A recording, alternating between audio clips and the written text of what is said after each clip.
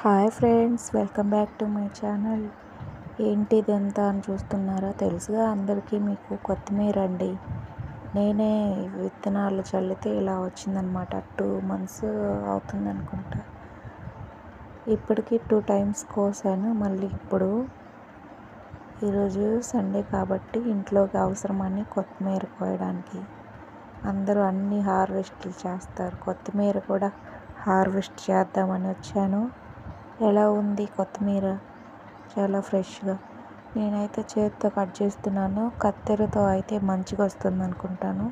చేతితో పీకుతుంటే వేర్లతో సహా వచ్చేస్తుంది. ఇందులో కొత్తిమీర విత్తనాలతో పాటు పాలకూర, తోటకూర విత్తనాలు కూడా 2-3 పడ్డాయి. అందువలన అక్కడక్కడ తోటకూర, పాలకూర విత్తనాలు కూడా పడి మొలిచిన చెట్లు కూడా ఉన్నాయి.